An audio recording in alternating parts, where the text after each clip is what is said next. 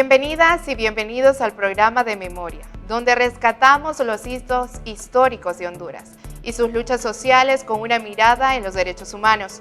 La memoria histórica nos permite conocer la verdad de los hechos, celebrar los logros y prevenir que se repitan las graves violaciones a derechos humanos. Este día es nuestra segunda emisión de este mes de junio para hablar de los acontecimientos del 28 de junio del 2009, un momento decisivo en la historia nacional que desencadenaría una serie de eventos devastadores tanto para la vida de la ciudadanía como para la vida de la democracia en el país.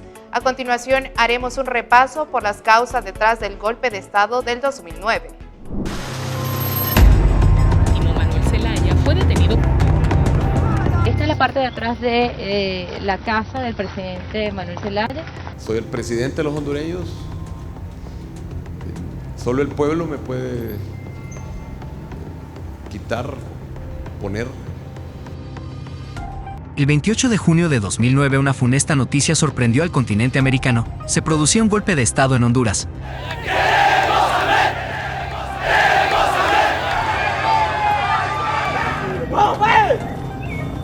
¡Queremos saber!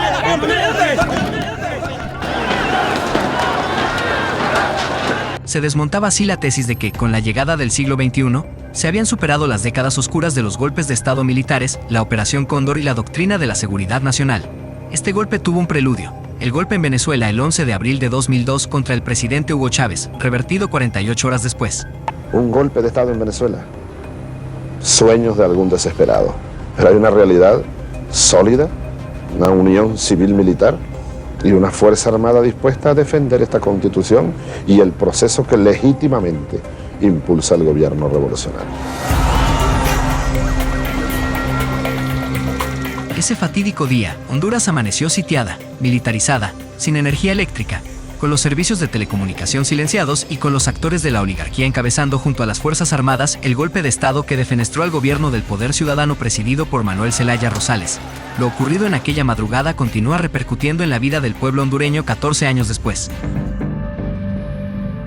El golpe de Estado de 2009 contra el presidente Manuel Zelaya fue el resultado de una conspiración de sectores políticos conservadores, grupos de poder fáctico, las Fuerzas Armadas y parte del gobierno de Estados Unidos, por las reformas impulsadas por el gobierno del Poder Ciudadano y su política exterior soberana que lo llevó al acercamiento con los gobiernos de la izquierda latinoamericana. Ser fiel a la República, cumplir y hacer cumplir la Constitución y sus leyes. Manuel Zelaya Rosales inició su gobierno del Poder Ciudadano el 27 de enero de 2006. Con él se promulgaron leyes como la participación ciudadana, la Ley de Transparencia y Acceso a la Información, se promovió la licitación internacional de combustibles y se protegió a las empresas estatales debilitadas por las políticas neoliberales. También aumentó de forma significativa el salario mínimo, protegió la producción nacional y desarrolló una política exterior multipolar y soberana con un especial enfoque en América Latina que le llevó a ser parte de los países no alineados, los proyectos de Petrocaribe, a la adhesión del proyecto Alba Petróleo. Uno de los hitos de ese nuevo dimensionamiento de las relaciones internacionales se produjo a principios de junio del 2009, en la Asamblea de la OEA, de la cual Honduras era anfitrión, con el logro del levantamiento de la expulsión de Cuba de este organismo, impuesta desde 1962. Que lo que está ahorita no nos gusta, porque hay mucha violencia, mucha pobreza, mucha corrupción, mucha exclusión en este modelo de desarrollo. Y el pueblo necesita revisar lo que está pasando. Una nueva constitución para el país, una nueva expresión de voluntad para el país. En 2009, el presidente Manuel Zelaya Rosales propuso la consulta popular soberana para el 28 de junio sobre si deseaba en el futuro convocar a una Asamblea Nacional Constituyente, la cual inicialmente fue una propuesta hecha desde el movimiento de los pueblos indígenas.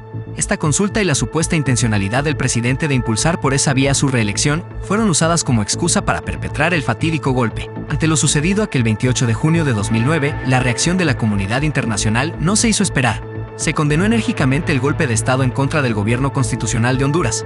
Se condenó la detención arbitraria y expulsión del país del expresidente Zelaya, lo que produjo la alteración inconstitucional del orden democrático. El país fue incluso suspendido de organismos internacionales como la OEA. Por decisión de 33 Estados miembros, se suspende a Honduras del ejercicio de su derecho de participación en la Organización de Estados Americanos. El golpe de Estado del 28 de junio del 2009 trajo consigo graves consecuencias para el país, como la profundización del modelo neoliberal y el sacrificio de diversas conquistas sociales de las mujeres y los pueblos indígenas.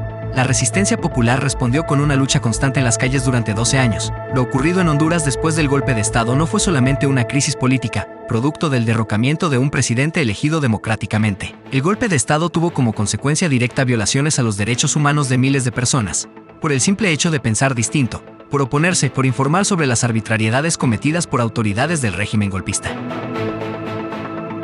Todos los acontecimientos suscitados después del golpe de Estado fueron claves para la instalación de una narcodictadura, que llevaría a Honduras a sumergirse no solo en una crisis económica y política, sino social, cultural e internacional también. Los actores que intervinieron en el golpe de Estado de 2009 unieron esfuerzos que culminaron en la captura criminal del Estado, donde los límites entre capitales privados, Estado, fuerzas de seguridad pública y crimen organizado transnacional fueron borrosos. La narcodictadura, producto de esta articulación del crimen organizado con sectores privados y miembros de la clase política conservadora, consolidó su poder sobre 3 bases. 1. El control de los poderes del Estado y su utilización para impulsar y encubrir actos de corrupción. 2. La conexión de la institucionalidad con redes del narcotráfico transnacional. 3.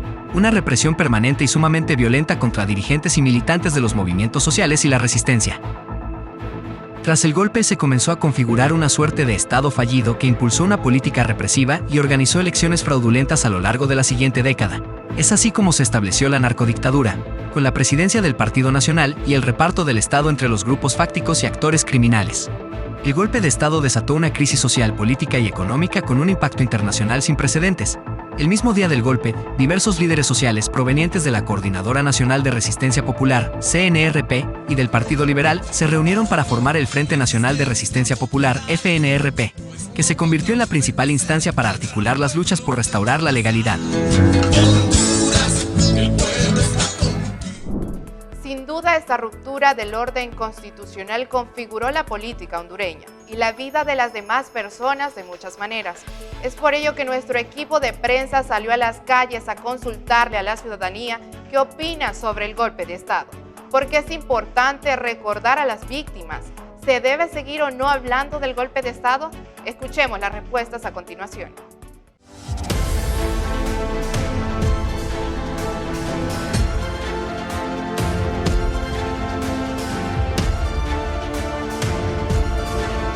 Creo que no, porque por ejemplo yo vengo de visitar ahorita el Museo de la Memoria y justo ando con un turista y lo primero que le dijeron no fue enseñarle lo bonito que tiene Honduras, sino fue decirle, venimos de un golpe de Estado. Entonces yo creo que debemos de centrarnos en lo bonito y en el futuro que tiene Honduras y no en el pasado. Pienso que no, ya eso ya pasó y los que están, verdad, son los que la vuelven, pero el pueblo, para que a nosotros no nos interesa. No, ya no. Así como está este pueblo de nosotros, ya no necesito eso. ¿Por qué, amigo? Porque está en crisis y todo, pues. Lo dejaron desgraciado el país. Hay un montón de años. Yo tengo 79 años y nunca ha habido uno que sea de verdad. Sí, es importante porque es un acontecimiento histórico. Hubo muchas etapas, familias que quedaron huérfanos, hijos huérfanos, madres sin hijos. Entonces la historia para eso es para recordarla, no para olvidarla.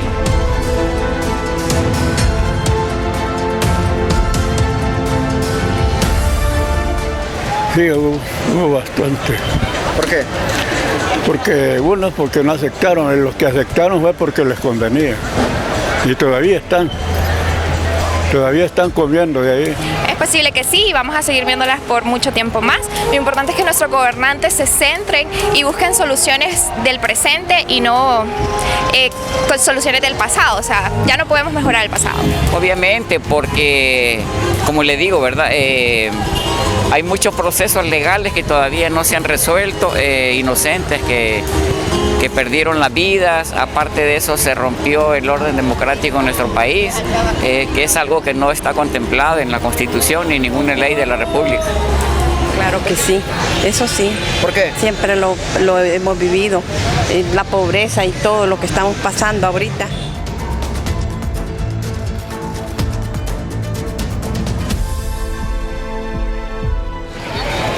Es muy importante recordar eso, hay veces, porque ahí han habido personas inocentes, en cual son personas inauditas que piensan en golpes de Estado y todo, y quien sufre es la familia por perder algún ser querido. Hay otras cosas más importantes todavía que sería bueno que este pueblo nos aviváramos del todo. No que estamos con los mismos hace un montón de años. Hay familias huérfanas y sirve también como un ejemplo para que eso no se vuelva a repetir, ¿verdad? Para que los jóvenes se concentren, que hagan las cosas bien como deben hacerse.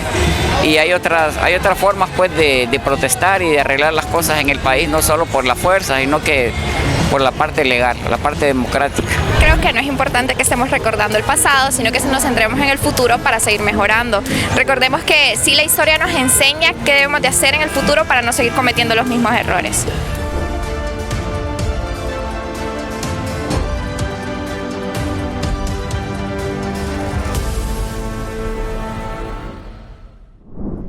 Continuamos recorriendo la historia del golpe de Estado del 2009, sus mártires y la resistencia que floreció. Referente a este tema, tenemos más detalles en el siguiente reportaje de las primeras víctimas de este hecho.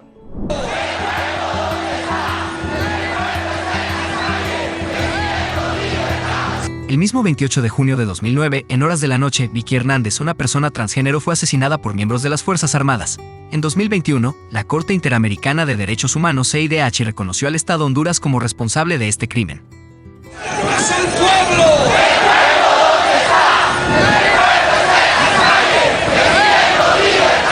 El domingo 5 de julio, una gigantesca movilización se dirigió hacia el Aeropuerto Internacional Toncontín de Tegucigalpa. Ese día se esperaba que el avión del presidente expulsado, José Manuel Zelaya, aterrizara en suelo hondureño. Después de varias presiones internacionales y con el acompañamiento de una delegación internacional, había esperanzas de que el gobierno de facto de Roberto Micheletti cediera y permitiera el regreso del presidente legítimo. Sin embargo, la aeronave no recibió el permiso para aterrizar. Un gran contingente de militares fue apostado en los alrededores de la pista. Mientras la población clamaba por el regreso de Zelaya, inició una represión sangrienta. Durante más de 10 minutos los militares dispararon ráfagas contra los manifestantes que se guarecieron como pudieron en negocios locales y muros perimetrales de la zona. Varios recibieron heridas de arma de fuego.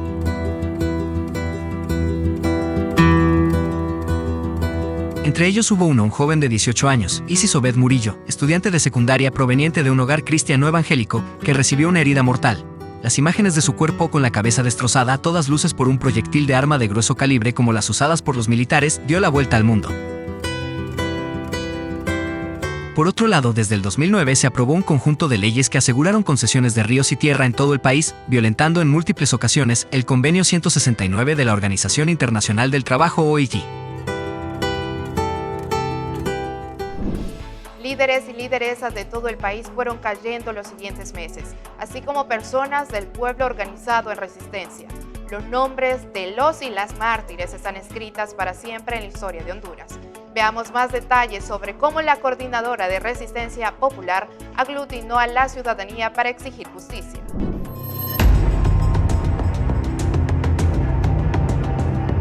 El 28 de junio de 2009 no solo fue un día trágico para la democracia de Honduras, también significó el comienzo de una gran lucha del pueblo hondureño por revertir el golpe de Estado a través del Frente Nacional de Resistencia contra el Golpe, luego Frente Nacional de Resistencia Popular, FNRP. Surgió como un movimiento social vigoroso y una conciencia ciudadana que poco a poco iría reconociendo cada vez con mayor claridad quienes atentaban contra la democracia y el bienestar social del pueblo. Es así como a partir de esa fecha nace esa articulación de sectores populares que culminaría en la constitución del Partido Libertad y Refundación, Libre, en 2012. Al interior del FNRP se venían discutiendo las distintas estrategias para lograr el poder político que permitiera la construcción de una sociedad democrática. La vía electoral no siempre obtuvo la aceptación de algunos sectores del FNRP, que dudaban de su viabilidad ante el escenario de dominio de los sectores que habían participado en el golpe de Estado. El 28 de mayo de 2011 José Manuel Zelaya regresó de su exilio.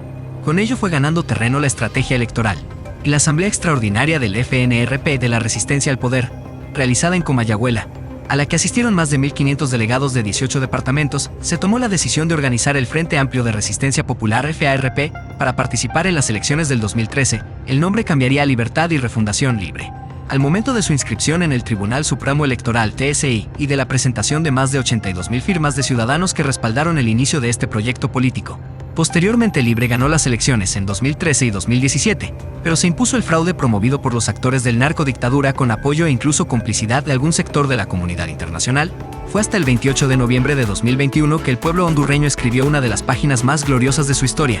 Venció una campaña de odio y terror promovida por el narcodictadura y salió a votar masivamente por Xiomara Castro, candidata de Libre en alianza con amplios sectores políticos y sociales. Así, el pueblo hondureño logró revertir el golpe de Estado en las urnas.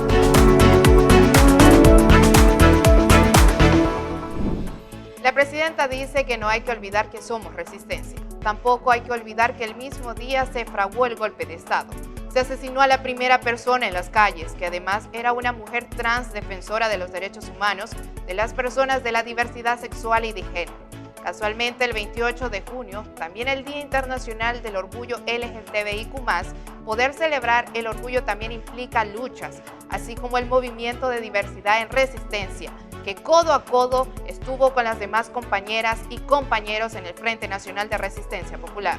Recordemos la historia de esta fecha y la importancia de la incorporación de la comunidad LGTBIQ+, a la lucha contra el golpe de Estado.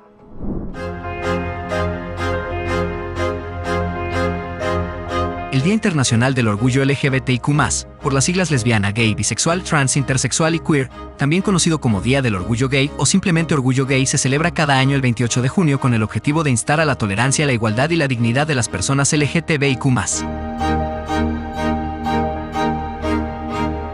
Se conmemora el 28 de junio como recordatorio de los disturbios suscitados en Nueva York el año 1969, en un contexto que las personas LGTBIQ+ enfrentaban una gran discriminación y opresión social. La comunidad se unió en un acto de resistencia y decidió alzar la voz cansadas de los constantes abusos y opresión policial, esto que marcan el inicio del movimiento de liberación de la comunidad en Estados Unidos, una conmemoración que se fue extendiendo con el tiempo a otros países y regiones del mundo. En Honduras esta conmemoración se veía desarrollando desde finales de la década de 1990. Desde el golpe de Estado del 28 de junio de 2009, la resistencia y la comunidad LGTBIQ+ se fueron uniendo en las calles. Los colectivos LGTBIQ+ comenzaron a sumarse e integrarse a las movilizaciones, aglutinándose también en el Frente Nacional de Resistencia Popular y encontrando un espacio de representación política en el Partido Libre para reivindicar la dignidad, igualdad y los derechos humanos que poseen.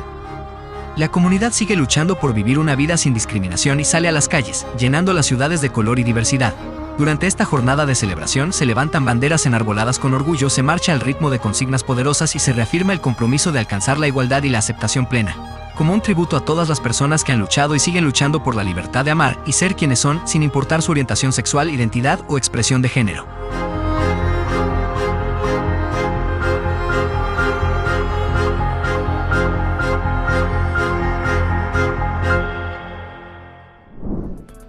Hoy, hace 14 años, se llevó a cabo el fatídico golpe de Estado en Honduras. En cuestión de segundos, destruyeron la institucionalidad de un país con consecuencias devastadoras para el pueblo hondureño. Y es claro que merece nuestra reflexión y empeño para que de esa experiencia saquemos los mejores resultados. Los movimientos sociales se han vuelto más fuertes. Uno de ellos, el Frente de la Resistencia, que se convirtió en un momento histórico y aún perdura. La presidenta Xiomara Castro nos manda a recordar que somos resistencia. Hasta la victoria siempre, compañeros. Le invitamos a que sintonice el programa de Memoria, Verdad, Justicia y Reparación en otra emisión. Se despide de ustedes, Ivania Colindres.